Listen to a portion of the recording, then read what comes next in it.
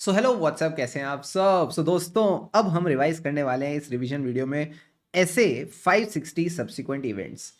पहले की रिवीजन की तरह सारे के सारे concepts along with the questions जो भी आईसीए ने पूछे हैं in the study material, past exam, RTP, MTP, जो भी तड़कते भड़कते क्वेश्चन अब तक आए हैं सब मैं इस रिवीजन में आपको रिवाइज कराने वाला हूं। बट उससे पहले एक अच्छे सीए स्टूडेंट की तरह वीडियो पे अटेंडेंस लगाएंगे सर, वीडियो को लाइक करके, ठीक है। एंड अगर चैनल पे नए नए आए हो तो फटाफट सब्सक्राइब का बटन दबा देना। अब सर एक बात बताओ, ये जो आप हमारे बोर्ड नोट्स हैं जिनसे आप हमको रिवाइज कराने वाले हो, ये बोर्ड नोट्स कहाँ मिलेंगे? तो you will find this board notes on our Telegram channel clear CA with Shubham Keswani, link description में, वहां जाके आप इनको डाउनलोड कर सकते हो। आ जाओ मेरे साथ, स्टार्ट करते हैं ऐसे 560। मुझे ऐसा लगता है बस अब जल्द ही ये एग्जाम में दिखने वाला है, ठीक है, जल्द ही आपको ये एग्जाम में दिखने वाला है, बिकॉज कई सारे रीसेंट आरटीपीज एमटीपीज में इसने अपनी झलक दिखाई है। इवन अभी जो रीसेंट आरटीपी जैन 26 गया, वहां पे भी सर इसका क्वेश्चन आया हुआ है, तो जल्दी एग्जाम में देखने को मिलेगा। वेरी इंपॉर्टेंट, ध्यान से सारी चीजें समझते चलना, मजा आएगा। वीडियो के एंड में सरप्राइज भी मिलेगा। अब सर सबसे पहले ऐसे 560 सब्सिक्वेंट इवेंट, इसका नाम कैसे याद रखना है? तो हमेशा याद रखना है 5 के सब्सिक्वेंटली क्या आता है? 6, ठीक है। 5 के सब्सिक्वेंटली क्या आता है? 6, तो ऐसे याद रखेंगे 560 सब्सिक्वेंट इवेंट्स। अब दो तरह के सब्सिक्वेंट इवेंट्स होते हैं। सबसे पहले जो इवेंट होते हैं between the date of financial statement and the date of audit report, यानी जिस दिन फाइनेंशियल स्टेटमेंट बने हैं, जिसको हम बोलते हैं as on 31 March 25 balance sheet date, date of audit report यानी जिस दिन ऑडिट रिपोर्ट साइन होती है। इन दोनों डेट्स के बीच में जो इवेंट होते हैं उसको कहते हैं सब्सिक्वेंट इवेंट्स। दूसरे टाइप ऑफ सब्सिक्वेंट इवेंट्स होते हैं फैक्ट्स, जो ऑडिटर को पता लगते हैं कब? जब या तो वो ऑडिट रिपोर्ट साइन कर चुका है या फिर वो ऑडिट रिपोर्ट इशू कर चुका है थर्ड पार्टीज को। तो उस सब के बाद जो फैक्ट्स पता लगते हैं उनको भी हम सब्सिक्वेंट इवेंट्स का दर्जा दे सकते हैं। अब सर फाइनेंशियल स्टेटमेंट डेट मैंने आपको ऑलरेडी बता दिया, that is the balance sheet date, example 31 March 25। Date of audit report, जिस दिन ऑडिट रिपोर्ट साइन होती है उस दिन की डेट। सबसे पहले हम इस इवेंट पे फोकस करेंगे between the date of financial statement and date of audit report. यहां मैं लिख देता हूं ऑडिट रिपोर्ट डेट। अब सर दो तरह के इवेंट्स होते हैं between the date of financial statement and audit report. Sir ये दोनों इवेंट्स क्या होते हैं, आओ समझते हैं। Let's say on the date of financial statement, board पे फोकस करना, 31 मार्च 25 को हमारे पास एक डेटर है जिसका नाम है दुखी। सर ये दुखी क्यों है? क्योंकि बेचारे के बहुत सारे फाइनेंशियल इश्यूज चल रहे हैं, तो हमें कहीं ना कहीं डर था शायद ये हमको पैसे ना दे, तो हमने इस पे 60% का प्रोविजन बना रखा है और इसका बैलेंस निकाल रखा है। अब सर 1 मई को, 1 मई 25 को वही हुआ जिसका डर था, ये डेटर हो गया इंसॉल्वेंट। अब एक बात बताओ, क्या मैं ऐसा कह सकता हूं जो कंडीशन बैलेंस शीट डेट पे एग्जिस्ट करती थी उसका एविडेंस हमको मिल गया? हाँ सर। तो जब भी आपको कोई ऐसा इवेंट होता है जो एविडेंस देता है of the conditions existing on the financial statement date, उसको क्या कहते हैं सर? उसको बोलते हैं एडजस्टिंग इवेंट। क्या बोलते हैं? Adjusting event. तो यहां आपको जो प्रोविजन है उसको एडजस्ट करना पड़ेगा। 60% की जगह आप 100% प्रोविजन बना लो, क्योंकि डेटर इंसॉल्वेंट हो गया, ये कोई पैसा नहीं देने वाला। तो इसको हम नाम देंगे adjusting event, that is provide the evidence of the conditions existing on the date of financial statement. Got it sir. अब सर 15 दिन बाद ही हमारी एक इन्वेंट्री है जो 80% डिस्ट्रॉय हो गई by fire, and this is a material amount. अब एक बात बताओ, ये जो इन्वेंट्री में आग लगी, क्या इसकी कोई condition date of financial statement पे थी? मैंने कहा नहीं। बट क्या मैं ऐसा कह सकता हूं ये बहुत ही मटेरियल चीज है, बहुत ही इंपॉर्टेंट चीज है? यस सर, जिसके बारे में हमारे शेयर होल्डर को पता होना चाहिए। हाँ, तो हम इसकी एडजस्टमेंट नहीं करेंगे बट डिस्क्लोज करेंगे in the financial statement. This is a non adjusting event which provides evidence of condition which arose after the date of financial statement. तो ध्यान रखना, दो तरह के इवेंट्स होते हैं, adjusting, non adjusting. Adjusting event जो रिलेट करते हैं on the condition existing on the date of financial statement. Non adjusting event जिनका डेट ऑफ फाइनेंशियल स्टेटमेंट से कोई लेना देना नहीं, बट क्योंकि वो इतने इंपॉर्टेंट है तो आपको उनको डिस्क्लोज करना पड़ेगा। अब सर ये एडजस्टिंग नॉन एडजस्टिंग की चीजें हम कहां सीखते हैं? एफआर में, अकाउंट्स में। जब आप एफआर में पढ़ते हो इंड एस, या जब आप एफआर में पढ़ते हो इंड एस 10, अकाउंट्स में पढ़ते हो एएस 4, वो इन्हीं इवेंट्स की बात करते हैं, events after the reporting period या events after the balance sheet date. क्या आपको इसका कॉन्सेप्ट क्लियर है? क्लियर है सर। बट सर सवाल आता है, हम एज अ ऑडिटर क्या करें? ये तो मैनेजमेंट का काम है ना, इन इवेंट्स को आइडेंटिफाई करना, फिर एडजस्ट करना, डिस्क्लोज करना। हम क्या करें, हमें यही चेक करना है, हमें यही चेक करना है कि इस तरह के जो इवेंट्स हैं दीज आर प्रॉपर्ली आइडेंटिफाइड, और आइडेंटिफाई होने के बाद इनका प्रॉपर या तो एडजस्टमेंट हो गया अगर एडजस्टिंग इवेंट है, या डिस्क्लोजर हो गया अगर ये नॉन एडजस्टिंग इवेंट है। This is what we need to check as a auditor. तो ऑडिटर को क्या करना है, जस्ट इंश्योर करना है सबसे पहले that these events are identified. तो सारे बच्चे मेरे साथ रीड करो, देखो क्या कहता है। हमको चाहिए evidence to ensure that the events requiring adjustment और डिस्क्लोजर आर आइडेंटिफाइड। सर अगर हमारे जो प्रीवियस प्रोसीजर हैं उसी से हम सेटिस्फाइड है कि हमको इस तरह के इवेंट्स मिल गए, so no need for additional audit procedure. अब सर सवाल आता है क्या क्या प्रोसीजर्स हैं जिससे हम आइडेंटिफाई कर सकते हैं सब्सिक्वेंट इवेंट्स। तो मैंने कहा ये हमारा काम नहीं है, मैनेजमेंट का काम है, तो मैनेजमेंट से समझो। Understand the management's procedure for identifying the subsequent events. जब मैनेजमेंट के प्रोसीजर समझ लिए, अब उनसे पूछो। Inquire, inquiry of the management about the subsequent events. अब सर इंक्वायरी के साथ साथ दो चीजें आप रीड भी कर सकते हो, क्या, मिनट्स ऑफ द मीटिंग। अब सर ये कौन सी meeting, after the date of financial statement, यानी बैलेंस शीट डेट के बाद जो भी मीटिंग्स हुई हैं उनके मिनट्स रीड करो, क्या पता कोई सब्सिक्वेंट इवेंट्स मिल जाए। प्लस अगर एंटिटी इंटरिम फाइनेंशियल स्टेटमेंट बनाती है, जरूरी नहीं है, if any, if there are interim financial statement तो आप उनको भी रीड करके चल सकते हो। फॉर एग्जाम्पल जो हमारा Q1 है फाइनेंशियल ईयर 25-26 का, उसके आप फाइनेंशियल स्टेटमेंट्स यहाँ पे रीड करके चल सकते हो। क्लियर है बॉस, क्लियर है सर। तो ये हमारे चार आपने तरीके याद रखने हैं। सबसे पहले understand management procedure for identifying subsequent event. Understand के बाद इन्हीं से इंक्वायर करो क्या तुमको कोई सब्सिक्वेंट इवेंट मिला। अब याद रखना मैनेजमेंट बड़ी बोरिंग होती है, तो हमें चटपटी बातें कहाँ मिलेंगी सर, ये हमने ऐसे 501 में भी सीखा था, मैंने यहाँ पे रेफरेंस दे रखी है कि हम रीड करते हैं मिनट्स ऑफ द मीटिंग, जो भी मीटिंग्स होती हैं after the financial statement date, और इसके साथ एक और चीज रीड कर लेना, subsequent interim financial statement if any. अब ये सब करके अगर आपको मिल गया, ओ भैया इवेंट मिल गया, तो अगर इवेंट मिल गया तो चेक करो उसकी एडजस्टमेंट या डिस्क्लोजर, उसकी एडजस्टमेंट या डिस्क्लोजर इन लोगों ने की है या नहीं। If the auditor identifies the event requiring adjustment और disclosure, check whether the event has been adjusted or disclosed। and last में लेंगे शेरा वाली अम्बे माँ, माता रानी माता जगदम्बे माँ, यानी रिटर्न रिप्रेजेंटेशन, हमारा हलवा प्रसाद। तो जैसे हम जागरण में आखिरी में हलवा प्रसाद लेते हैं, ऑडिट में लेते हैं written representation from the management and TCWG that all the events which require adjustment or disclosure in financial statement have been adjusted or disclosed। तो ये आपकी एक समरी बन जाती है ऑफ द प्रोसीजर। सारे बच्चे प्लीज फोकस करना बोर्ड पे। सबसे पहले अंडरस्टैंड द मैनेजमेंट्स प्रोसीजर, फिर इंक्वायर करो क्या आपको कोई इवेंट मिला। बोरिंग लोग हैं तो हम दो चीजें रीड करेंगे, minutes of the meeting after the date of financial statements, ठीक है, फाइनेंशियल स्टेटमेंट की डेट के बाद, and interim financial statement if any. जरूरी नहीं है ये हो, बट अगर मिलते हैं तो इनको देख सकते हो। ये सब करके अगर इवेंट मिल गया तो क्या लेंगे, written representation that all the events have been adjusted and disclosed. Clear है बॉस, क्लियर है सर। अब जो भी कॉन्सेप्ट अब तक करें, आ जाओ इस पे प्यारे प्यारे क्वेश्चंस कराता हूं।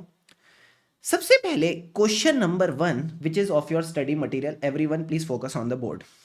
आप बस इस फोटो को देखो, पूरा क्वेश्चन समझ आ जाएगा। ये बात है फाइनेंशियल ईयर 24-25 जिसकी डेट ऑफ फाइनेंशियल स्टेटमेंट है 31 मार्च 25। अब सर क्या हुआ था, सितंबर 24 में बारिश आई थी, ठीक है, बारिश की वजह से कुछ नुकसान हुआ था जिसका हमने इंश्योरेंस ले रखा है।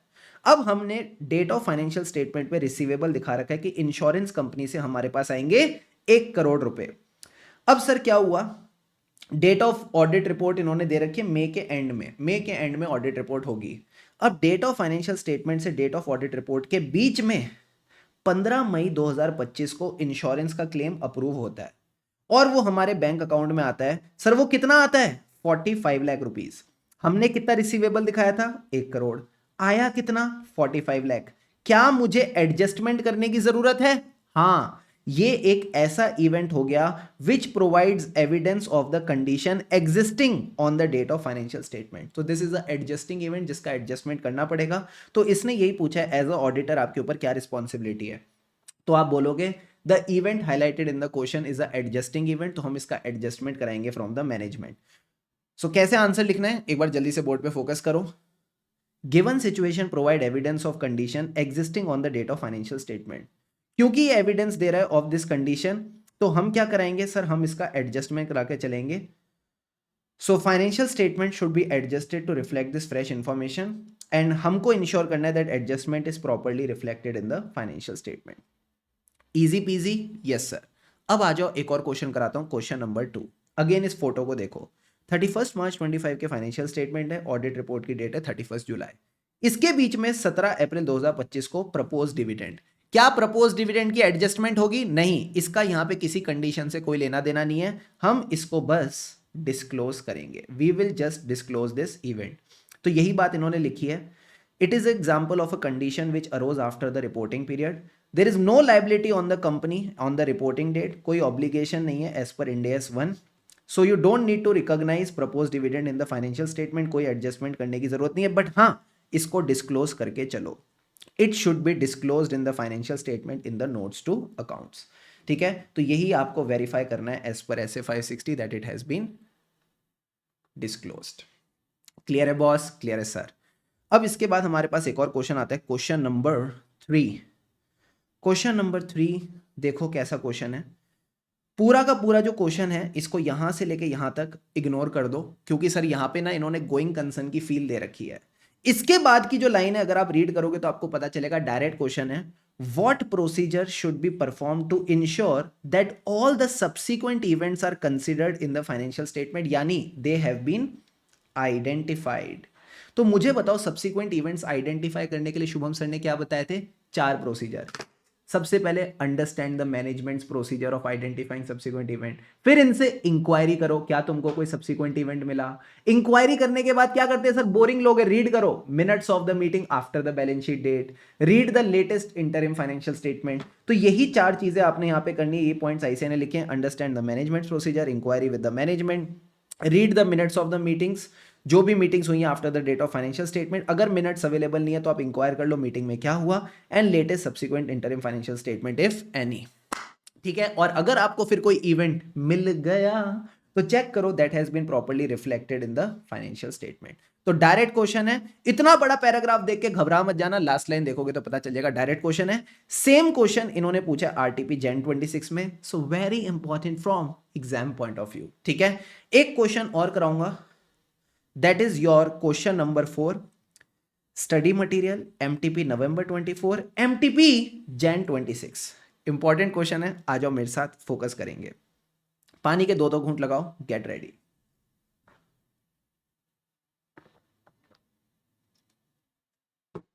अब देखो क्या कहता है। फाइनेंशियल स्टेटमेंट की डेट है 31 मार्च 25, ऑडिट रिपोर्ट हमारी जुलाई 25 में इशू होगी। अब सर फाइनेंशियल स्टेटमेंट की डेट और ऑडिट रिपोर्ट की डेट में कुछ हुआ है। अब देखना क्या हुआ है, कैसे हुआ है समझना। अगस्त 24 में आपने कोई सेल करी थी, जिस सेल की वजह से कस्टमर्स को कुछ इंजरी हुई है। कम ऑन, अगस्त 24 जो हमारे फाइनेंशियल स्टेटमेंट का पीरियड था, इसमें आपने कोई सेल करी थी जिससे कस्टमर को इंजरी हुई है। अब सर इसी इंजरी से related date of financial statement और ऑडिट रिपोर्ट की डेट के बीच में एक इवेंट होता है। इवेंट क्या आता है? एक लीगल क्लेम आता है कंपनी पे, जिसकी सेटलमेंट 4 करोड़ रुपए देके करनी पड़ती है। अब सवाल आता है, ये जो लीगल क्लेम आया है जिसकी सेटलमेंट देके 4 करोड़ रुपए में हुई है, क्या ये एडजस्टिंग है या नॉन एडजस्टिंग? ठीक है, ये एडजस्टिंग है या नॉन एडजस्टिंग? देखो लॉजिकली देखा जाए तो क्या लीगल क्लेम यहां पे एग्जिस्ट करता था? मैंने कहा नहीं, कंडीशन एग्जिस्ट नहीं करती थी, तो ये नॉन एडजस्टिंग इवेंट होना चाहिए। बट सर ICI की क्या अजम्पशन है, ध्यान से समझना। ICI कहता है जो सेल हुई थी क्या वो इस पीरियड में हुई थी? हाँ। जो लीगल क्लेम है क्या वो इसी सेल से रिलेटेड है? हाँ। तो क्योंकि ये इस सेल से रिलेटेड है तो हम मान लेंगे कंडीशन एग्जिस्ट करती है, और क्योंकि कंडीशन एग्जिस्ट करती है उसको लेके हमें एविडेंस मिला, so this is a adjusting event. This is a adjusting event. वापस, सेल इस पीरियड में हुई, हाँ, तो कंडीशन एग्जिस्ट करती थी, इसी को लेके एविडेंस मिला तो हम इसको मान लेंगे एडजस्टिंग इवेंट। तो अब सर सवाल आता है, how should the auditor proceed to deal with this matter?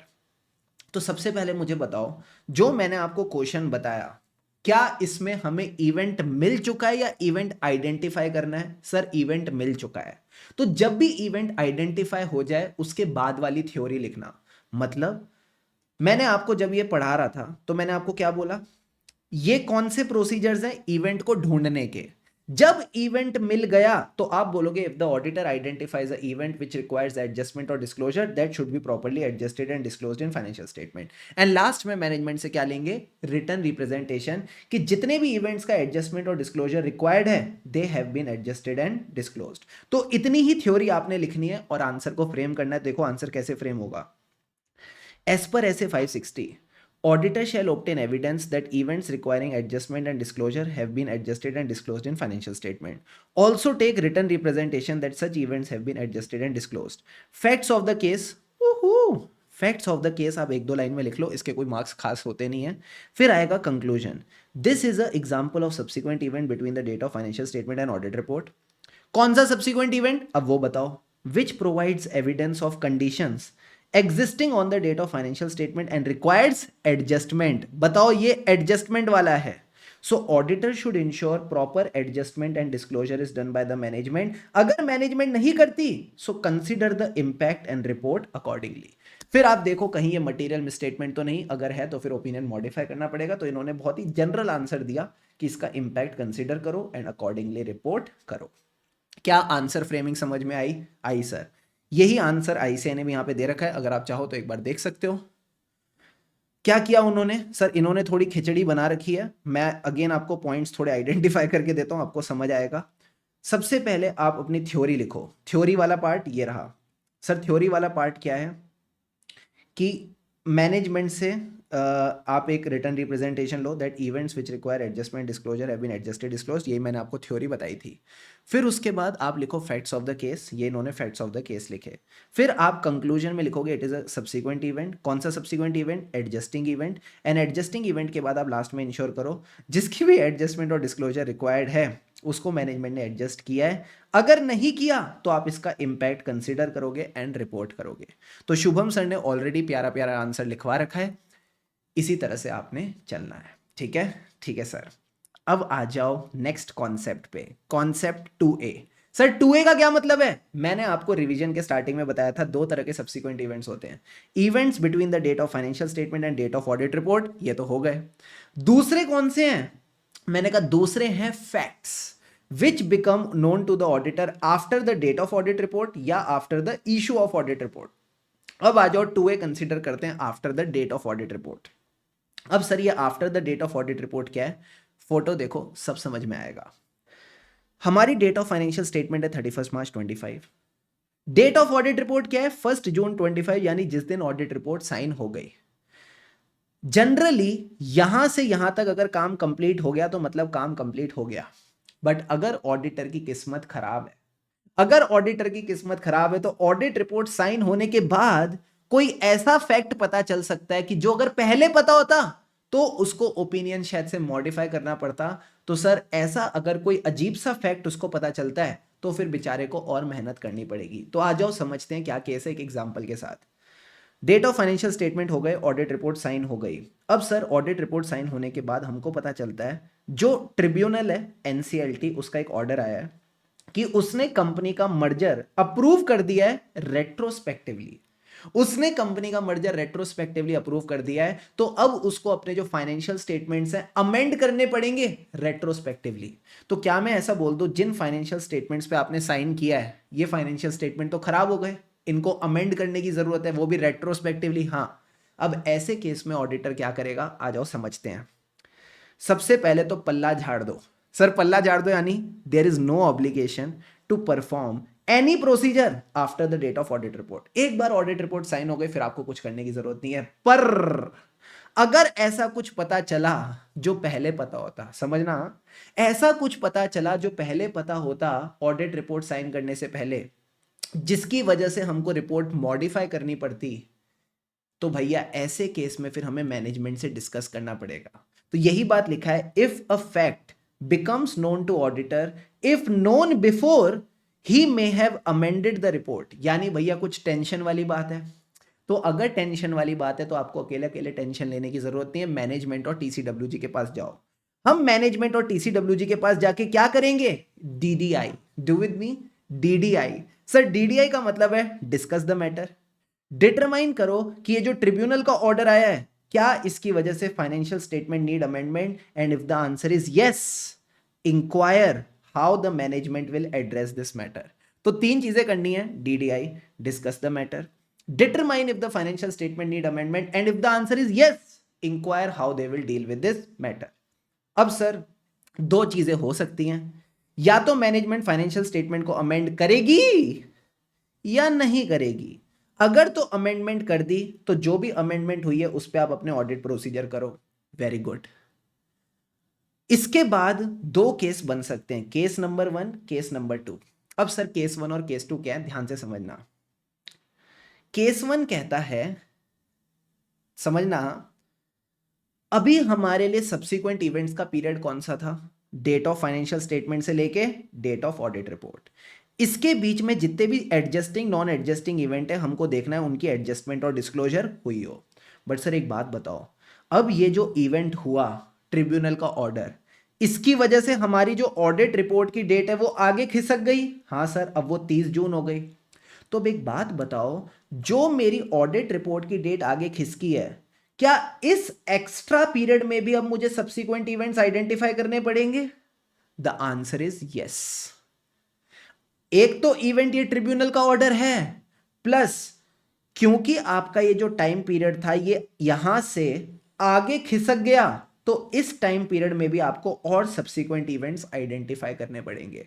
तो यही बात यहां पे कही है कि अमेंडमेंट पे तो आप प्रोसीजर करो, plus extend your procedure till the date of new report. And ध्यान रहे, जब तक फाइनेंशियल स्टेटमेंट अप्रूव नहीं हो जाते, जब तक अमेंडेड फाइनेंशियल स्टेटमेंट अप्रूव नहीं हो जाते, आप नई ऑडिट रिपोर्ट पे साइन नहीं करोगे। So don't sign the report, don't date the report before the date of approval of amended financial statement. जब तक नए फाइनेंशियल स्टेटमेंट्स अप्रूव नहीं हो जाते, आप नई रिपोर्ट को डेट नहीं करोगे, साइन नहीं करोगे। ठीक है? ठीक है सर। अब एक छोटा सा सीए फाइनल का बच्चा मेरे पास आता है, कहता है सर एक काम करो ना। मैंने कहा क्या? कहता है सर ये जो टाइम पीरियड था इसमें हमने सारे सब्सिक्वेंट इवेंट्स पकड़ लिए, हाँ, ये जो एक्सटेंडेड टाइम पीरियड है ना, इसमें क्या हम ऐसा करें सिर्फ इस इवेंट के ऊपर फोकस करें और बाकी जितने भी इवेंट्स हैं उनको इग्नोर कर दें? मैंने कहा ऐसा ऑप्शन भी अवेलेबल है, ये कामचोरी वाला ऑप्शन भी अवेलेबल है कि आप यहां पे तो सारे सब्सिक्वेंट इवेंट्स को देख लो, कोई दिक्कत नहीं है। ये जो एक्सटेंडेड पीरियड है यहां पे आप सिर्फ इस पे फोकस कर लो, कोई प्रॉब्लम नहीं है, अगर लॉ रेगुलेशन अलाउ करे। अगर लॉ रेगुलेशन अलाउ करता है तो आप ये कामचोरी कर सकते हो, कोई दिक्कत की बात नहीं है। यही बात यहां लिखी है, अगर लॉ रेगुलेशन अलाउ करता है मैनेजमेंट को to restrict the amendment in the financial statement to the subsequent event, यानी मैनेजमेंट जो फाइनेंशियल स्टेटमेंट अमेंड करेगी वो सिर्फ ट्रिब्यूनल के ऑर्डर को इफेक्ट देगी, तो आप भी एज अ ऑडिटर सिर्फ अपने प्रोसीजर्स रिस्ट्रिक्ट कर सकते हो टू दैट इवेंट, यानी आप भी सिर्फ ट्रिब्यूनल के ऑर्डर पे फोकस करके चलोगे। अब भैया एक बात बताओ, सर क्या बताएं, जो हमारे यूजर्स हैं फाइनेंशियल स्टेटमेंट के, इनको कैसे पता चलेगा हमने कामचोरी वाला ऑप्शन यूज किया है? ठीक है, इनको कैसे पता चलेगा कि जो हम अपने प्रोसीजर कर रहे हैं they are restricted to the amendment in financial statement? भैया इसके लिए हमारे पास दो ऑप्शन अवेलेबल है। या तो आप कर लो डुअल डेटिंग, ये वो नहीं है जो आप समझ रहे हो। डुअल डेटिंग का मतलब है हमारी फाइनेंशियल स्टेटमेंट में दो डेट्स आएंगी, एक तो पुरानी ऑडिट रिपोर्ट की डेट जो थी 1 जून 25, और एक जो नई रिपोर्ट हमारी है ना 30 जून वाली, हाँ सर, एक इसकी डेट आएगी। तो हम अपने फाइनेंशियल स्टेटमेंट में दो डेट्स डालेंगे, कौन कौन सी? 1 जून और 30 जून। So we will include a additional date in the audit report. ठीक है सर। दूसरा ऑप्शन आपके पास ये है कि आप टोटली नई रिपोर्ट बनाओ, पुरानी डेट हटा दो, नई रिपोर्ट बना दो, और जो नई रिपोर्ट है उसमें आप क्या डालो, या तो ईओएम या अदर मैटर पैरा, आपको स्टैंडर्ड दोनों ऑप्शन देता है। You can include a EOM और अदर मैटर पैरा। अब सर ये जो एडिशनल डेट है या फिर जो ईओएम और अदर मैटर पैरा है, ये क्या दिखाएंगे, ये क्या दर्शाएंगे? ये दर्शाएंगे that your audit procedures are restricted to the amendment in financial statement. जो आपके ऑडिट प्रोसीजर है they are restricted to the amendment in financial statement. क्या ये बातें क्लियर है? हाँ सर। तो एक बार फटाफट रिवाइज कर ले, रिवीजन के अंदर रिवीजन, हमने अभी तक क्या देखा? अगर फाइनेंशियल स्टेटमेंट की डेट हो चुकी है, उसके बाद ऑडिट रिपोर्ट साइन हो चुकी है, तो once the audit report is sign, उसके बाद आपकी कोई ऑब्लिगेशन नहीं है। बट ऑडिट रिपोर्ट की डेट के बाद अगर कोई ऐसा फैक्ट पता चलता है जो पहले पता होता तो आप अपनी रिपोर्ट को अमेंड करते, तो ऐसे केस में सर आपको टेंशन लेने की जरूरत नहीं है, मैनेजमेंट के पास जाओ और करो डीडीआई। डीडीआई का मतलब क्या बताया था? Discuss the matter with management TCWG, determine if the financial statement need amendment, if yes inquire how they will deal with this matter. अगर मैनेजमेंट अमेंड कर देती है तो जो भी अमेंडमेंट है उस पर आप अपने प्रोसीजर्स परफॉर्म करके चलोगे। अब सर दो ऑप्शन है। क्या? पहला ऑप्शन ये है कि जो पुरानी ऑडिट रिपोर्ट डेट थी और नई ऑडिट रिपोर्ट है, यहां से लेके यहां तक आप सारे प्रोसीजर्स करो, ठीक है, extend your audit procedure till the date of new report, ठीक है सर। तो ये चीज आप कर सकते हो, extend the procedure till the date of new report, plus provide the new report, but it should not be dated before the date of approval of new financial statement. अब सर कामचोरी वाला तरीका, कामचोरी वाला तरीका ये कहता है कि अगर लॉ रेगुलेशन अलाउ करता है कि मैनेजमेंट अपनी जो फाइनेंशियल स्टेटमेंट की अमेंडमेंट है इसको रिस्ट्रिक्ट कर सकता है टू द सब्सिक्वेंट इवेंट, तो आप भी एज अ ऑडिट प्रोसीजर अपने प्रोसीजर्स को, आप भी एज अ ऑडिटर अपने प्रोसीजर्स को रिस्ट्रिक्ट कर सकते हो टू द अमेंडमेंट। अब यूजर्स को कैसे पता चलेगा? दो ऑप्शन है, या तो डुअल डेटिंग कर दो या नई रिपोर्ट में ईओएम और अदर मैटर पैरा डाल दो। तो जो आप एडिशनल डेट डालोगे या जो आप ईओएम और ओम पैरा डालोगे वो ये दर्शाएगा, वो ये सिग्निफाई करेगा that your procedures are restricted to the amendment. अब सर ये बात तो वो हो गई जब मैनेजमेंट ने फाइनेंशियल स्टेटमेंट अमेंड कर दिए। अगर मैनेजमेंट फाइनेंशियल स्टेटमेंट अमेंड ही ना करे तो भैया आपको ये देखना पड़ेगा whether audit report is provided to the entity. अगर आपने एंटिटी को नहीं दी, ठीक है, तो आप अपनी रिपोर्ट को मॉडिफाई कर दो, क्योंकि अगर मैनेजमेंट फाइनेंशियल स्टेटमेंट अमेंड नहीं कर रहा मतलब there is a material misstatement. So because there is a material misstatement, modify the opinion as per SA 705, क्योंकि रिपोर्ट अभी भी आपके हाथ में है। बट ऐसा भी हो सकता है आपने रिपोर्ट साइन करके एंटिटी को दे दी, साइन करके एंटिटी को दे दी, तो अगर आपने साइन करके एंटिटी को दे दी ना, तो उनको बोल दो कि वो आगे किसी और को ना दें, वो आगे इसको यूजर्स को इशू ना करें। So notify the management and TCWG to not issue the report to third party. But अगर ये फिर भी बदमाशी करके इशू करते हैं, then in that case you should take a legal action, फिर आप इनके खिलाफ एक लीगल एक्शन लेके चल सकते हो। क्लियर है बॉस? क्लियर है सर। अब आ जाओ, इस पे एक प्यारा सा क्वेश्चन कराता हूं भाई साहब, इतना बड़ा question. Everyone please look at the board, देखो क्या कहता है। Analyze the issue and give your views whether or not auditor should accept the request of board of director। देखो क्वेश्चन क्या कहता है, everyone please focus, study material November 18। Amudhan and company are the auditor of XYZ company limited for the year ended 31st March 25। Audit report was signed by the auditor on 4th May 2025। ठीक है, तो हमारे पास क्या क्या date आ गई sir? Financial statement की date है 31 March 25, date of audit report जिसपे ये साइन हुई है वो है 4th May 25। अब देखो क्या हुआ, AGM was decided to be held during the month of August. AGM का मतलब है इस दिन ऑडिट रिपोर्ट इशू होगी। इशू कब होगी? अगस्त 25 में। अब सर 6 मई 2025 को कंपनी के पास आता है कम्युनिकेशन फ्रॉम सेंट्रल गवर्नमेंट कि 5800 करोड़ जो पेंडिंग थे for some incentives for financial year 24-25 they have been approved and amount will be paid to the company before the end of May 25। ठीक है सर। अब सीएफओ ने एक क्वेरी करी, ठीक है, कंपनी का जो सीएफओ था उसने क्वेरी करी to the board and it was informed that amount was not recognised in the audited financial statement. जो हमारी अमाउंट थी फाइनेंशियल ईयर 24-25 से रिलेटेड जो रिसीव हो गई, ठीक है, जो हमें कहीं ना कहीं रिसीव हो गई 6 मई को, इसको फाइनेंशियल स्टेटमेंट में रिकॉग्नाइज नहीं कर रखा because this was not release before the financial year due to the uncertainty. अब क्योंकि अमाउंट रिसीव हो चुकी है, बोर्ड ऑफ डायरेक्टर्स ने सोचा है कि हम इस अमाउंट को इंक्लूड करेंगे in the financial statement for year ended 31 March 25। On 8th May 25, board amended the accounts, approved the accounts and requested the auditor to consider this event and issue a fresh audit report। अब आप बताओ, इस issue को analyse करके अपने views बता के क्या ऑडिटर्स को इस चीज को एक्सेप्ट करना चाहिए या नहीं करना चाहिए? आ जाओ समझते हैं। क्या मैं बोलूं दिस इज अ फैक्ट? ये जो सेंट्रल गवर्नमेंट का लेटर आया जो उसने 5800 करोड़ रुपीस दिए, ये कब दिए? 6th May को, which is after the date of audit report। yes sir, so it is your event 2A। 2A का क्या मतलब था? fact which becomes known to the auditor after the date of audit report। ठीक है sir. अब इस case में सबसे पहले सवाल आता है कि क्या फाइनेंशियल स्टेटमेंट को अमेंड करने की जरूरत है? तो थोड़ा हम एफआर पढ़ते हैं, ठीक है। Let's discuss about accounts and FR. तो अकाउंट्स और एफआर क्या कहते हैं कि हमको कभी भी ना कंटिंजेंट एसेट जो होता है ना वो रिकॉग्नाइज नहीं करना चाहिए। If you feel there is a uncertainty कि आपको कुछ अमाउंट फाइनेंशियल ईयर के एंड बाद मिलेगी, आपको लगता है उसके लिए थोड़ी अनसर्टेनिटी है, तो आप उसको रिकॉग्नाइज नहीं करोगे। अब आईसीआई कहता है, जो आईसीआई की अजम्पशन है वो मैं आपको बता रहा हूं। आईसीआई कहता है क्योंकि आपको फाइनेंशियल स्टेटमेंट की डेट के बाद वो अमाउंट मिल गई, ठीक है, आपको वो अमाउंट मिल गई, तो हमको उसको रिकॉग्नाइज कर लेना चाहिए, फाइनेंशियल स्टेटमेंट को अमेंड कर लेना चाहिए। तो ये वही इवेंट है कि fact which becomes known to the auditor after the date of audit report. अब अगर ये पहले पता होता तो he would have amended the report, तो ऐसे केस में ऑडिटर इस चीज को कंसिडर कर लेगा और फिर वो अपने प्रोसीजर्स कर लेगा। तो सर अब हमको आंसर में क्या लिखना है? हमको आंसर में क्या लिखना है? तो जो थ्योरी मैंने आपको बताई थी ना, वही थ्योरी आप लिखोगे। देखो क्या लिखना है। सबसे पहले आप लिखोगे वी हैव नो ऑब्लिगेशन, ठीक है सर, बट अगर कुछ ऐसा पता चला, ठीक है, after the date of audit report but before the financial statement are issued, a fact becomes known to auditor if it was known before, ठीक है, he would have amended the report. तो ऐसे चिंता के टाइम पे हम management के पास जाएंगे और करेंगे डीडीआई। डीडीआई का मतलब है discuss the matter with the management, determine if the financial statement need amendment and inquire how the management intends to deal with this matter. अब सर सवाल आता है, ये सब थ्योरी लिखने के बाद हम क्या लिखेंगे? सिंपल सी बात है, do your procedures on the amendment.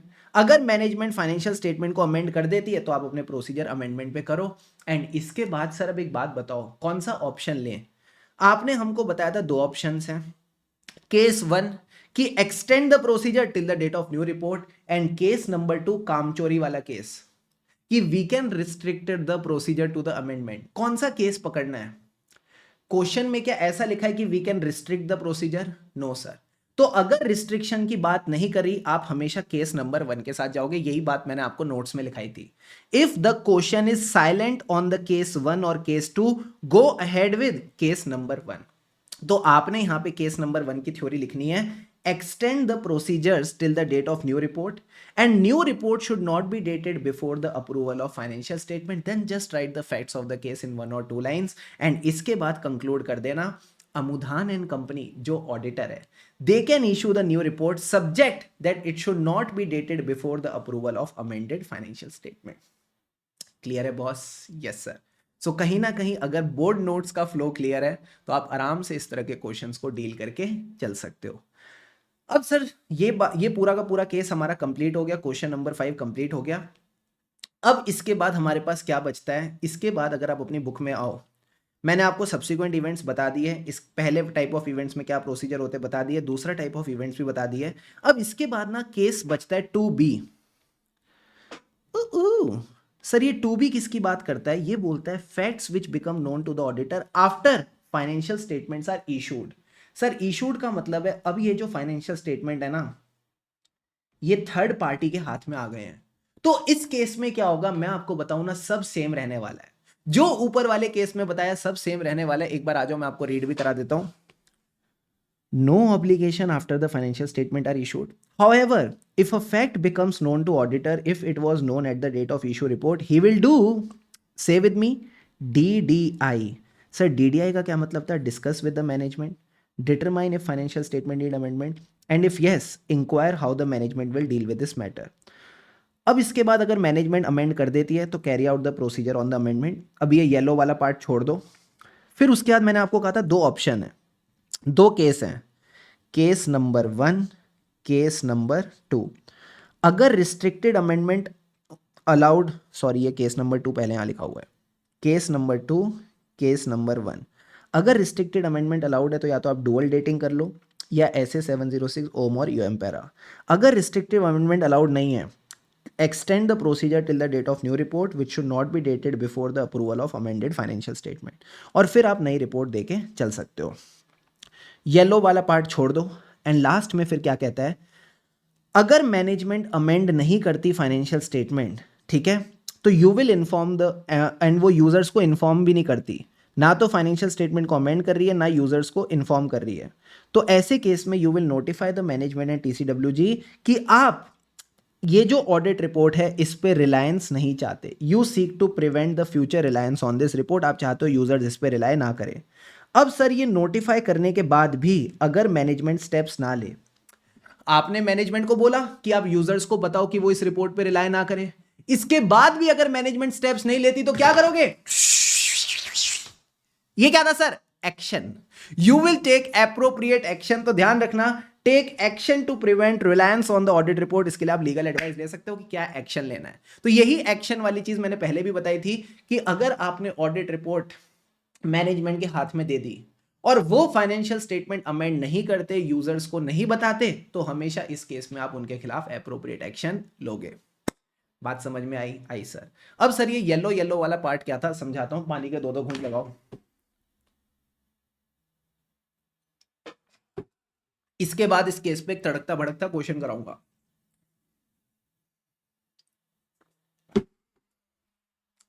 एक बात समझना, केस नंबर 2A और 2B में फर्क क्या है? सर 2A में ऑडिट रिपोर्ट साइन हो चुकी है, उसके बाद गलती पता चली। 2B में ऑडिट रिपोर्ट साइन होने के साथ साथ थर्ड पार्टीज के हाथ में पहुंच चुकी है, फिर गलती पता चली। तो 2B में एडिशनली मैनेजमेंट को क्या करना पड़ेगा? स्टेप्स लेने पड़ेंगे। स्टेप्स लेने पड़ेंगे कि वो यूजर्स को इन्फॉर्म करे कि जो तुम्हारे हाथ में ऑडिट रिपोर्ट और फाइनेंशियल स्टेटमेंट है वो गलत है। तो पहली चीज तो यही लिखी है, देखो क्या कहता है। Review the steps by the management that everyone in receipt of previously issued financial statement is informed about this situation। हमने सबको बता दिया। अब ये दूसरा पीला पार्ट क्या है, आ जाओ इसको समझाता हूं।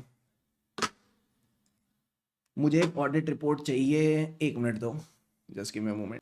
मान लो ये पहले वाली ऑडिट रिपोर्ट है जो आपके पास पड़ी है, आप यूजर ऑफ फाइनेंशियल स्टेटमेंट हो, आप शेयर होल्डर हो, मैंने आपसे रिपोर्ट ली, रिपोर्ट दो। अब मैं एज अ ऑडिटर इसमें कुछ चेंजेस कर रहा हूं।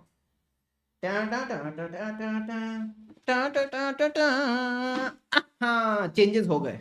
अब ये लो ऑडिट रिपोर्ट। अब दिल पे हाथ रख के एक बात बताना, जब मैंने तुमसे रिपोर्ट ली और तुमको चेंज करके रिपोर्ट दी, क्या तुम्हारे दिल से आवाज आ रही है सर क्या, कि क्यों किया ये सब है? ऑडिटर साहब आपने ऐसा क्यों किया? क्या रीजन थे कि आपने ऑडिट रिपोर्ट में चेंज किए? ये जानना चाहते हो, नहीं जानना चाहते? सर जानना चाहते हैं। यही बात यहां लिखी है कि जो आप नई रिपोर्ट दोगे एज अ ऑडिटर वापस यूजर को, उसमें आपको ईओएम और ओम पैरा डालना पड़ेगा। ये अलग है, हाँ, ये वो वाला नहीं है जो रिस्ट्रिक्टिव अमेंडमेंट वाला था, ये अलग है।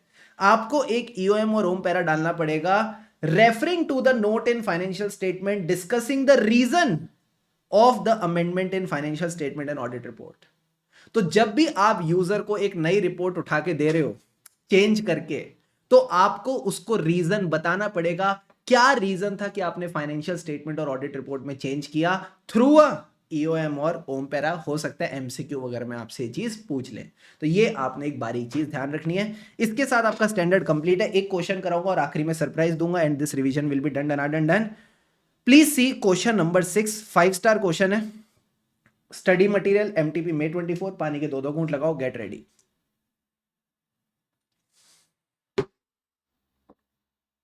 देखो क्या कहता है। Whether Mr. Rishabh has properly adhered to the responsibility as per SA 560 on becoming aware of the court case files against Rare Private Limited। Question पढ़ना पड़ेगा। Audit report of Rare Private Limited for financial year 24-25। 24-25 मतलब financial statement की date क्या है? 31 March 25। ठीक है sir, ये 31 March 25 हो गई फाइनेंशियल स्टेटमेंट की डेट। वॉज इशूड ऑन 23 जुलाई 25। मुझे एक बात बताओ, ऑडिट रिपोर्ट इशू हो गई मतलब थर्ड पार्टी के पास चली गई कब? 23 जुलाई 2025 को। तो ऑडिट रिपोर्ट इशू डेट हो गई 23 जुलाई 2025। However a case was filed against Rare Private Limited on 9th August with respect to a incident in the factory on 24th January. समझना, फैक्ट्री में इंसिडेंट कब हुआ? 24th जनवरी। केस कब file हुआ? 9 अगस्त को। बहुत बढ़िया। अब सर फ्यूचर आउटकम जो होगा उस केस का वो होगा कि हमको काफी भारी पेनल्टी पे करनी पड़ेगी, which was inform to mister Rishabh the partner of SRMN company. SRMN company क्या है? वो इनके ऑडिटर हैं, ठीक है, दे वर द ऑडिटर। तो अब एक बात बताओ, ये कौन सा केस है? Sir this is case 2B। 2B का क्या मतलब है? Fact which becomes known to the auditor after the issue of audit report. तो ऐसे केस में सर क्या करते थे? No obligation, DDI, discuss the matter, determine a financial statement need amendment, if yes inquire how they will deal with this matter. तो ऋषभ ने भी ये क्या किया? डिस्कस किया मैटर को with the management, and it was determined to amend the financial statement. He inquired how they will deal with this matter. तो बेचारे ने अपना पूरा का पूरा काम एकदम अच्छे से किया। To which he was told कि हम इस मैटर को डिस्क्लोज करेंगे एज कंटिजेंट लाइबिलिटी। बिल्कुल सही है। To the footnote in the balance sheet with no additional disclosure. कह रहे बस हम एक कंटिजेंट लाइबिलिटी डाल देंगे फुटनोट की तरह कि ऐसा करके कोई केस है, बट कोई एडिशनल डिस्क्लोजर नहीं देंगे। सर एडिशनल डिस्क्लोजर नहीं देंगे मतलब बैलेंस शीट होती है, हाँ, उसमें फुटनोट में कंटिजेंट लायबिलिटी आती है, आती है। क्या सीखा है इंड AS 37 में? सर इंड AS 37 ने सिखाया है कि जब भी कंटिजेंट लायबिलिटी होगी तो आपको कुछ एडिशनल चीजें डिस्क्लोज करनी पड़ेंगी कि ये एक पॉसिबल ऑब्लिगेशन है, इसके फाइनेंशियल इफेक्ट क्या होंगे। फाइनेंशियल इफेक्ट अगर डिटरमाइन हो सकते हैं तो वो बताओ, नहीं डिटरमाइन हो सकते तो वो रीजन बताओ। मैनेजमेंट इतनी नालायक है, कहती है हम ये सब चीजें डिस्क्लोज नहीं करेंगे। मैंने कहा वाह। तो मैनेजमेंट कहती है जो हम थोड़ा बहुत डिस्क्लोजर दे रहे हैं वो काफी है, क्योंकि इसके ऊपर फर्दर डिस्क्रिप्शन जो है कोर्ट केस की आप दे सकते हो, उसके आउटकम की डिस्क्रिप्शन आप दे सकते हो in the emphasis of matter para. Management कहती है हमारा डिस्क्लोजर थोड़ा बहुत होगा चलेगा, क्योंकि बाकी डिस्क्लोजर आप as a auditor EOM para में दे देना। मुझे एक बात बताओ, क्या ईओएम पैरा का काम चीजें डिस्क्लोज करना होता है या डिस्क्लोजर के ऊपर ध्यान आकर्षित करना होता है? सर ईओएम पैरा का काम होता है कि मैनेजमेंट डिस्क्लोजर दे और उस पे हम लोगों का अटेंशन ड्रॉ करें। ईओएम पैरा का काम डिस्क्लोज करना नहीं होता।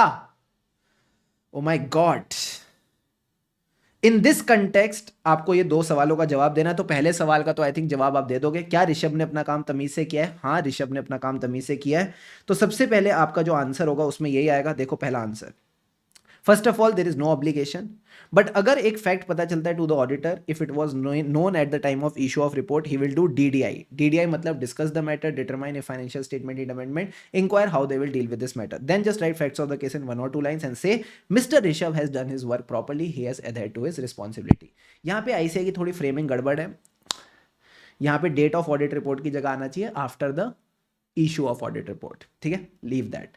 सेकेंड पॉइंट, मैनेजमेंट की जो कंटेंशन है with respect to disclosure of contingent liability, क्या वो सही है? सर मैनेजमेंट बुद्धू है। मैनेजमेंट बुद्धू है, उसने ऐसे 706 नहीं पढ़ा। ऐसे 706 ने हमको सिखाया था दैट एम्फेसिस ऑफ मैटर का काम होता है फाइनेंशियल स्टेटमेंट के नोट्स पे अटेंशन ड्रॉ करना, ना कि खुद नोट्स की बातें करना। तो हम 706 में एक थ्योरी सीखते हैं that emphasis of matter is not a substitute of DMR।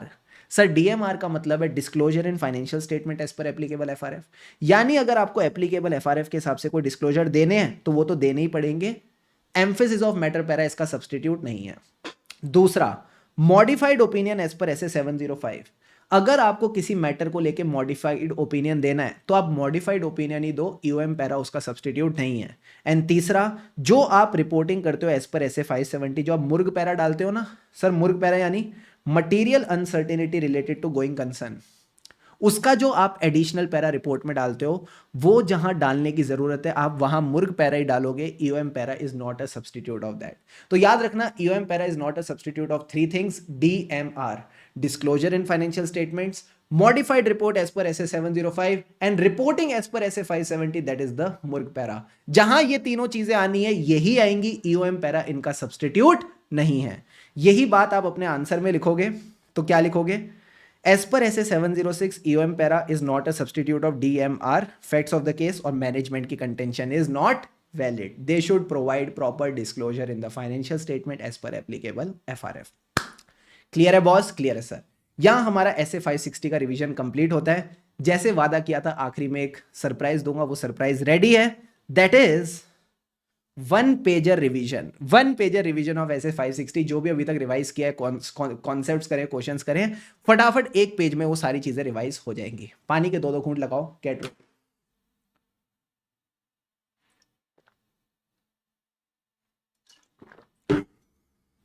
Please board पे फोकस करना। ऐसे 560 किसकी बात करता है सर? 5 के बाद 6 आता है, यानी सब्सिक्वेंट इवेंट्स। सबसे पहले सर दो तरह के सब्सिक्वेंट इवेंट्स होते हैं। पहले events between the date of financial statement and date of report. दूसरे कौन से? Facts which become known to the auditor after the date of audit report, sorry after the after the, सबसे पहले 2A ले लेते हैं, after the date of audit report, यानी जब ऑडिट रिपोर्ट साइन हो गई उसके बाद पता चला। या 2B ले लेते हैं, after the issue of audit report, यानी जब रिपोर्ट थर्ड पार्टीज के पास पहुंच चुकी है उसके बाद आपको कुछ पता चला। सबसे पहले केस नंबर 1 डिस्कस करते हैं, सबसे आसान, सबसे मजेदार। Events between the date of financial statement and audit report date. मुझे बताओ ये कौन से इवेंट होते हैं? Adjusting event, non adjusting event. तो पहले तो कहता है आप इनको आइडेंटिफाई करो। आइडेंटिफाई करने के बाद ये देखो, they are adjusted and disclosed in the financial statement as per applicable FRF. अब सवाल आता है सर हम इनको आइडेंटिफाई कैसे करें एज ऑडिटर? तुम्हारा काम नहीं है, मैनेजमेंट का काम है। So understand the management process. इन्हीं लोगों से इंक्वायर करो क्या इनको कोई ऐसा इवेंट मिला। अब सर बड़े बोरिंग लोग हैं तो साथ साथ दो चीजें रीड कर लेना। Mom, minutes of the meeting, कौन सी मीटिंग? जो बैलेंस शीट डेट के बाद हुई है। एंड इंटरिम फाइनेंशियल स्टेटमेंट अगर ये अवेलेबल है, इफ एनी। एंड साथ ही साथ आप रिटर्न रिप्रेजेंटेशन ले सकते हो दैट जितने भी आइडेंटिफाइड इवेंट्स हैं they have been adjusted and disclosed in the financial statement as per applicable FRF. बहुत बढ़िया। अब आते हैं case 2A, facts which become known after the date of audit report, यानी मेरी ऑडिट रिपोर्ट साइन हो चुकी है, उसके बाद मुझे कुछ अजीब सी चीज पता चल रही है जिसकी वजह से फाइनेंशियल स्टेटमेंट को अमेंड करने की जरूरत है। तो सबसे पहले तो आप बोलोगे देयर इज नो ऑब्लिगेशन, ठीक है सर, बट आलिया भट्ट, अगर कोई ऐसा फैक्ट पता चला जो known earlier, if it was known earlier auditor would have modified the audit report, तो ऐसे केस में टेंशन नहीं लेनी, मैनेजमेंट और टीसीडब्ल्यूजी के पास जाओ और क्या करो? डीडीआई। सर डीडीआई का मतलब है discuss the matter, determine if financial statement need amendment and inquire how they will deal with this matter. अब सर दो केस हो सकते हैं, या तो मैनेजमेंट फाइनेंशियल स्टेटमेंट्स को अमेंड कर दे, या उसको अमेंड ना करे। अगर अमेंड कर दिया तो आ जाओ, देखो क्या कहता है। अगर अमेंड कर दिया तो carry out your procedures on the amendment, जो अमेंडमेंट है उस पर प्रोसीजर करो। अब सवाल आता है जो हमारी पुरानी ऑडिट रिपोर्ट डेट है और जो नई ऑडिट रिपोर्ट डेट है, क्या इसके बीच में मुझे सारे इवेंट्स को आइडेंटिफाई करना है? हाँ, ऑप्शन 1 कहता है extend the procedure till the date of new report, plus new report should not be dated before the approval of new financial statement. दूसरा ऑप्शन है कामचोरी वाला ऑप्शन। सर कामचोरी वाला ऑप्शन यानी जो आपकी पुरानी ऑडिट रिपोर्ट डेट है और नई ऑडिट रिपोर्ट की डेट, इसके बीच में जो इवेंट हुआ है ना जिसकी वजह से फाइनेंशियल स्टेटमेंट अमेंड हो रहे हैं, आप सिर्फ उसी इवेंट के ऊपर फोकस करो, आपको बाकी इवेंट्स आइडेंटिफाई करने की जरूरत नहीं है। तो ये कहता है अगर लॉ रेगुलेशन अलाउ करता है restrictive amendment to the financial statement, तो आप भी अपने रिस्ट्रिक्ट कर सकते हो procedure to the amendment in the financial statement, यानी आपको अब बाकी सब्सिक्वेंट इवेंट्स को आइडेंटिफाई करने की जरूरत नहीं है। ठीक है सर, अब एक बात बताओ, यूजर्स को कैसे पता चलेगा कि हमने काम चोरी करी है? दो ऑप्शन है, या तो सर हम डुअल डेटिंग कर दें। डुअल डेटिंग का क्या मतलब है? एक तो ओरिजिनल डेट रहेगी प्लस एक नई डेट और ऐड कर देंगे, या फिर आप ये डुअल डेटिंग छोड़ो, आप सीधा एक फ्रेश नई रिपोर्ट दो और उसके अंदर डाल देना ईओएम और ओम पैरा। अब सर ये जो न्यू डेट है और ये जो ईओएम और ओम पैरा है, ये क्या दिखाते हैं? They show that the procedures are restricted to the amendment in financial statement. ठीक है, ठीक है सर, ये तो हो गया अगर मैनेजमेंट ने अमेंडमेंट कर दी। सर अगर मैनेजमेंट अमेंडमेंट ना करे तो अब आपको देखना है कि ऑडिट रिपोर्ट साइन करने के बाद क्या आप एंटिटी को दे चुके हो या आप ही के पास है। अगर audit report is not provided तो आप सीधा सीधा अपना ओपिनियन मॉडिफाई करो as per SA 705। But if the audit report is provided to the entity then you should notify the entity कि आप इसको थर्ड पार्टी को मत देना। फिर भी अगर वो थर्ड पार्टी को देती है तो आप क्या करोगे? एप्रोप्रिएट एक्शन, आप इनके खिलाफ एप्रोप्रिएट एक्शन ले लेना। ठीक है सर, अब यहां पे हमारा ऐसे खत्म हो जाता है। लास्ट केस बचता है केस 2B। केस 2B कहता था कि आपने जो ऑडिट रिपोर्ट है वो इशू कर दी है। इशू कर दी है मतलब वो थर्ड पार्टीज के पास पहुंच चुकी है।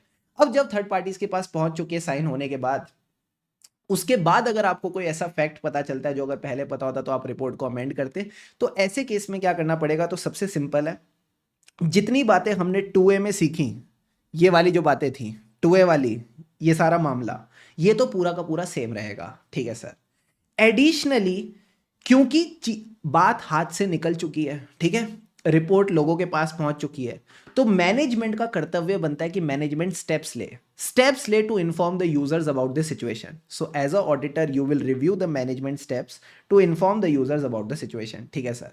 दूसरी चीज, क्योंकि लोगों के हाथ में ऑलरेडी रिपोर्ट थी, आपने रिपोर्ट ली और उसमें चेंजेस करे और नई रिपोर्ट दी, तो लोग जानना चाहते हैं, लोगों के अंदर उत्सुकता है कि भैया ऑडिटर ने क्या चेंजेस करे, what were the reason of changes. तो वो रीजंस भी आपको उनको बताने पड़ेंगे नई रिपोर्ट में ईओएम और ओम पैरा डाल के. तो यही बात यहां लिखी है, in the new report add EOM और OM para discussing the reasons for the amendment. ये आपने बस ध्यान रख के चलना है. क्लियर है बॉस? क्लियर है सर. सर अगर मैनेजमेंट यहां पे अमेंडमेंट ना करे तो, और रिपोर्ट तो यूजर्स के पास पहुंच चुकी है, तो ऐसे केस में आप मैनेजमेंट को बोलोगे कि भैया वो यूजर्स को इन्फॉर्म करे अबाउट दिस सिचुएशन. एंड अगर मैनेजमेंट इन्फॉर्म नहीं करती, ठीक है, मैनेजमेंट ना तो अमेंडमेंट कर रही है ना यूजर्स को इन्फॉर्म कर रही है, तो अगेन हम क्या करेंगे? अगेन सर आपकी किताब में एक ही चीज लिखी है, अगर मैनेजमेंट स्टेप्स ना ले तो अगेन आप क्या करोगे? प्रॉपर एक्शन लोगे, appropriate action against the management. ठीक है, ठीक है सर.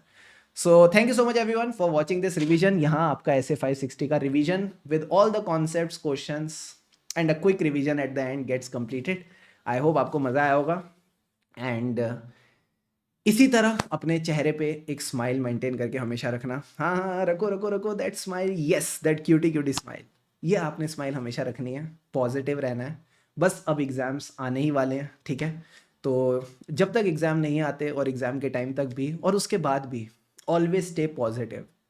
सी लाइफ हमको कई बार कई सारे रीजंस देती है जिससे हम अंदर ना एक नेगेटिविटी आ जाती है, but you know what, positivity is always an option. कहीं ना कहीं हर चीज में आपको एक पॉजिटिव एंगल दिखेगा. जैसे ये रिवीजन भी थी, शुभम सर ने पूरी रिवीजन को क्या मस्त फैलाया ना, लाइक लगभग मैंने 45 मिनट 40-45 मिनट मस्त फैलाया, बट मैंने ही आखिरी में 5 मिनट लगा के आपको चीजें समेट के भी दे दी. यस और no? Yes sir, without compromising on the quality. तो हर चीज का एक पॉजिटिव एंगल होता है. It's just that we should have that wisdom to identify it. And trust me, जब आप पॉजिटिव रहते हो, आप पॉजिटिव सोचते हो, तो लाइफ में आपको पॉजिटिव रिजल्ट्स मिलते हैं, क्योंकि आपके एक्शंस भी फिर पॉजिटिव हो जाते हैं. सो thank you so much everyone. Video अच्छी लगी तो do give it a like. Channel पे नए हो तो प्लीज सब्सक्राइब कर लेना. Do share your feedback in the comments because your appreciation is my motivation. इसी तरह मन ला के पढ़ते रहो, खुशी से पढ़ेंगे तभी आगे बढ़ेंगे. हमें राई ऑडिट के फिर मिलेंगे चलते चलते.